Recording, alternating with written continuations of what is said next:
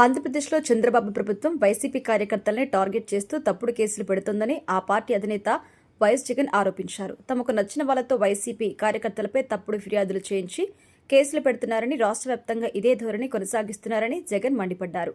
తన పర్యటనలో ప్రభుత్వం పెడుతున్న కేసులు, తమ పార్టీ నేతలపై నమోదు చేస్తున్న కేసులపై జగన్ తీవ్ర అసహనం వ్యక్తం చేశారు. భవిష్యత్తులో మోదీ, అమిత్ షాలపైన మాజీ బీజేపీ కార్యకర్తలతో ఫిర్యాదులు చేయించి వాటి ఆధారంగా కేసులు పెట్టేలా ఉన్నారని జగన్ హెచ్చరికలు చేశారు.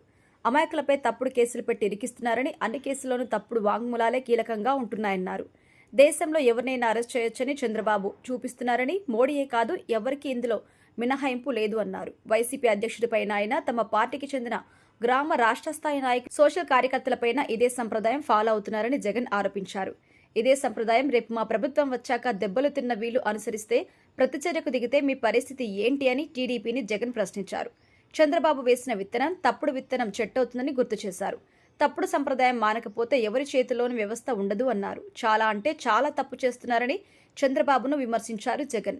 ఇవాళ దెబ్బతిన్న వాళ్ళు రేపు తమ ప్రభుత్వంలో ఇదే కొనసాగిస్తే టీడీపీ, చంద్రబాబు పరిస్థితి ఏంటి అన్నారు. ఎల్లకాలం ఇవే రోజులు ఉండవని, ఇవాళ పైన మీరున్నారని మరో 3-4 కిందికొస్తారు, మేం పైకెళ్తామన్నారు. కానీ ఈ చెడు సంప్రదాయం రేపు విషవృక్షం అవుతుంది అన్నారు. తాను చెప్పినా తన వాళ్ళు వినే పరిస్థితి ఉండదు అన్నారు. దెబ్బ తగిలిన వాళ్లకు ఆ బాధ తెలుస్తుంది అన్నారు. చంద్రబాబు ఇప్పుడైనా మేలుకో, తప్పు తెలుసుకో, తప్పుడు సంప్రదాయం సరిదిద్దుకో అని జగన్ సూచించారు. ఇక చంద్రబాబు సూపర్ 6లు, 7లు, 5 లక్షల మంది పెన్షన్లు పీకేసినా వాటి గురించి అడగకూడదనే ఇదంతా చేస్తున్నారన్నారు. రైతు భరోసా ఇప్పటి వరకు ఇవ్వలేదన్నారు. దాని గురించి ఎవ్వరూ మాట్లాడకూడదు, అడగకూడదు అని ఇదంతా చేస్తున్నారు. ప్రతి మహిళకు నెలకు 1500 చొప్పున ఏడాదికి 18,000 ఇస్తున్నారని గత ఏడాది ఎగ్గొట్టి ఈ ఏడాది కూడా ఇప్పటికీ రాలేదన్నారు. ఏటా 3 సిలిండర్స్ అని చెప్పి గత ఏడాది 2 ఎగ్గొట్టేశారన్నారు. వీటిపైన కూడా ప్రశ్నించకూడదన్నారు. తల్లికి వందనంతో 15,000 ఇస్తామని 2,000 ఎగ్గొట్టి వేల మందికి ఇవ్వలేదన్నారు. నిరుద్యోగ యువతకి నెలకు 3,000 ఇస్తామని ఇప్పటికీ ఇవ్వలేదన్నారు.